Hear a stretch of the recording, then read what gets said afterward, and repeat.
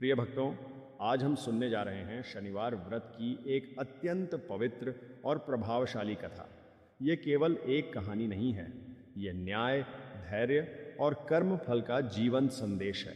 कहा जाता है कि शनि की कृपा प्राप्त करने के लिए इस कथा को पूर्ण श्रद्धा और एकाग्र मन से सुनना आवश्यक है।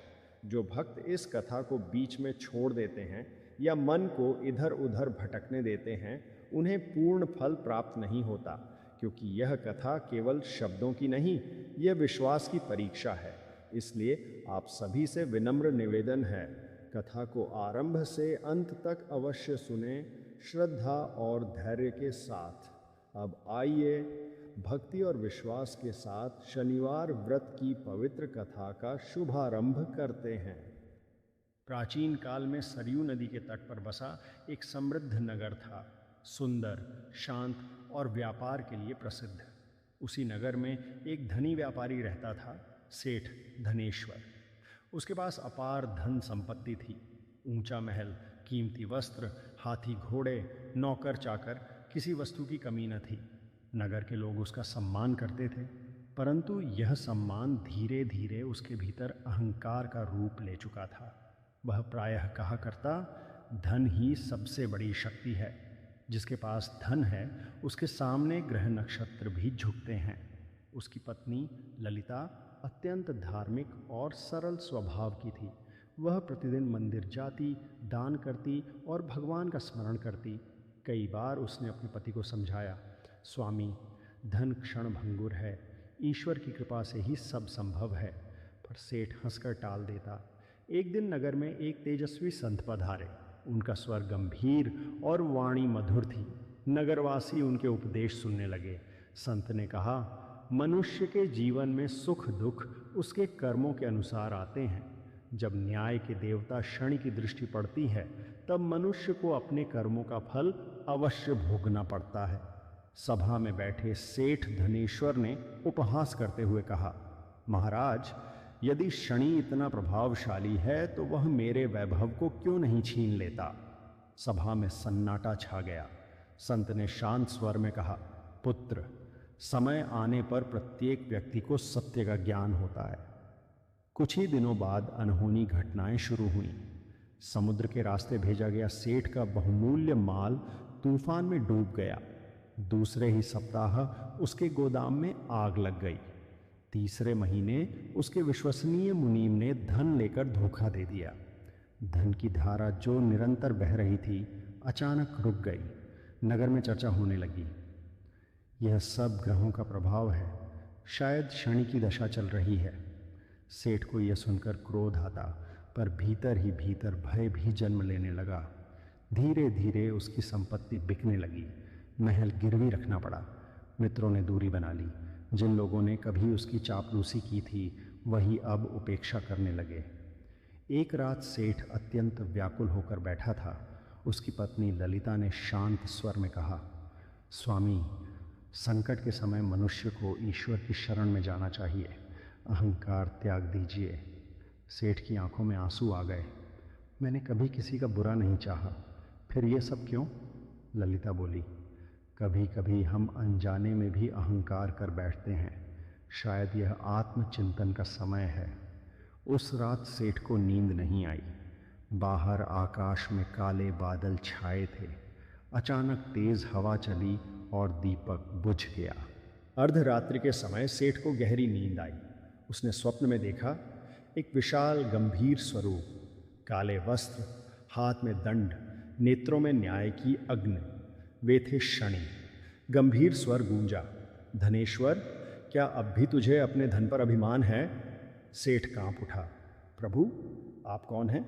उत्तर मिला, मैं कर्मों का दाता हूँ, मैं न्याय करता हूँ। तूने धन के अभिमान में निर्धनों का अपमान किया, ज़रूरतमंदों की सहायता नहीं की। अब तू अपने कर्मों का फल भोग रहा है।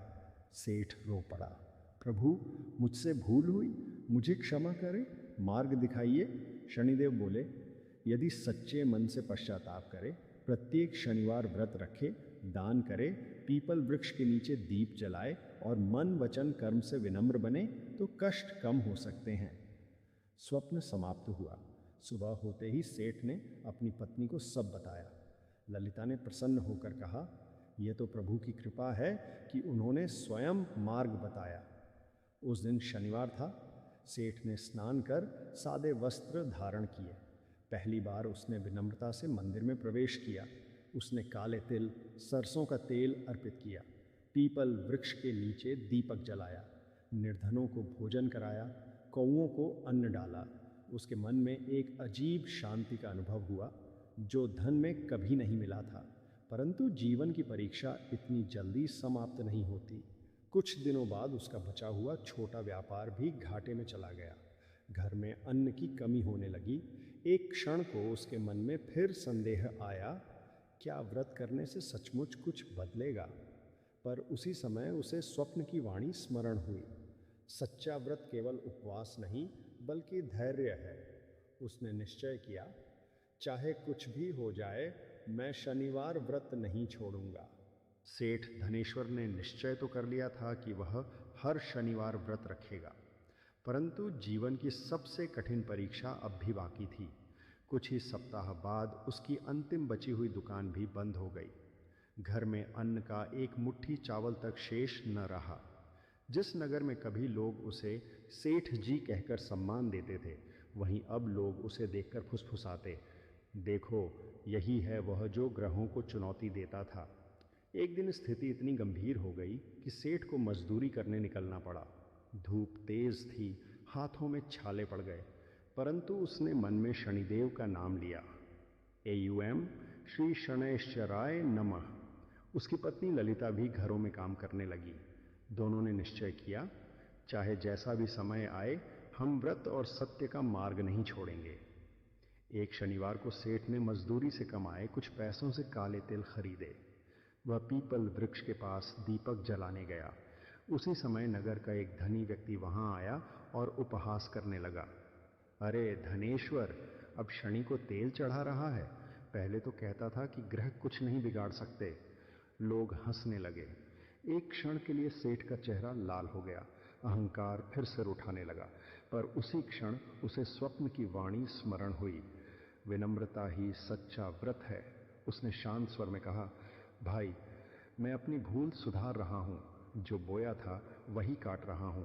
उसकी आंखों में पश्चाताप था और सच्चाई भी। उसी रात नगर में एक विचित्र घटना घटी। राजा के खजाने से कीमती रत्न चोरी हो गए। संदेह नगर के मजदूरों पर गया। सैनिकों ने कई लोगों को पकड़ लिया। उनमें से एक सेठ धनेश्वर भी था। वह निर्दोष था, पर परिस्थिति उसके विरुद्ध थी। उसे कारागार में डाल दिया गया। अंधेरी कोठरी, ठंडी जमीन, पर सेठ के मन में अब भय कम और विश्वास अधिक था। उसने आंखें बंद की और कहा, हे न्याय के देवता, शनि, यदि यह भी मेरे कर्मों का फल है तो मैं स्वीकार करता हूँ, पर यदि मैं निर्दोष हूँ तो मुझे सत्य की रक्षा की शक्ति दें। शनिवार का दिन निकट था। कारागार में भी उसने जल्द से ही व्रत का संकल्प लिया। दूसरी ओर उसकी पत्नी ललिता ने भी व्रत रखा और पीपल वृक्ष के नीचे दीप जलाया। उसी रात वास्तविक चोर पकड़ा गया। वह राजा का ही एक लालची सेवक था। उसने स्वीकार किया, मैंने ही रत्न चुराए थे, निर्दोष लोगों को फंसाया। राजा को अपनी भूल का आभास हुआ। सेठ धनेश्वर को सम्मान सहित कारागार से मुक्त किया गया। राजा ने कहा, मैंने तुम्हारे साथ अन्याय किया, जो चाहो वर मांगो। सेठ ने हाथ जोड़कर उत्तर दिया, महाराज, मुझे केवल सत्य और श्रम से जीवन जीने का अवसर दीजिए। राजा उसकी विनम्रता से प्रभावित हुआ। उसने उसे राजकीय व्यापार की जिम्मेदारी सौंपी। धीरे धीरे सेठ का जीवन फिर समृद्ध होने लगा, पर इस बार उसके घर में केवल धन नहीं, धर्म भी था। हर शनिवार वह विधि विधान से व्रत करता, दान देता, गरीबों को भोजन कराता, कौओं को अन्न डालता, पीपल वृक्ष के नीचे दीप जलाता। नगर में अब लोग उसे नए रूप में जानते थे, एक विनम्र, दयालु और धर्मनिष्ठ व्यक्ति के रूप में। एक रात उसे पुनः स्वप्न हुआ। गंभीर तेजस्वी स्वरूप प्रकट हुआ। वे थे शनि। इस बार उनके नेत्रों में कठोरता नहीं, करुणा थी। वे बोले, धनेश्वर, तूने परीक्षा उत्तीर्ण की। सच्चा व्रत भूखे रहना नहीं, बल्कि अपने कर्मों को सुधारना है। जो धैर्य, सेवा और सत्य अपनाता है, मैं स्वयं उसकी रक्षा करता हूँ। सेठ की आंखों से आंसू बह निकले। प्रभु, आपने मुझे पतन से उठाया, यही आपकी सबसे बड़ी कृपा है। स्वप्न समाप्त हुआ, पर उस दिन से उसके जीवन में स्थायी शांति स्थापित हो गई। शनिवार का व्रत केवल ग्रहों के भय से नहीं, बल्कि आत्मशुद्धि के लिए करना चाहिए।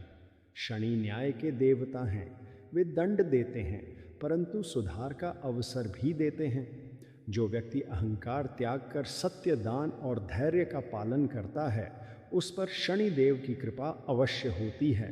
प्रिय भक्तों, यदि शनिवार व्रत की यह पवित्र कथा आपको हृदय से स्पर्श कर गई हो और यदि आप भी शनि की कृपा अपने जीवन में चाहते हैं, तो कृपया इस वीडियो को लाइक अवश्य करें। आपका एक लाइक भक्ति को और आगे बढ़ाने का माध्यम बनता है।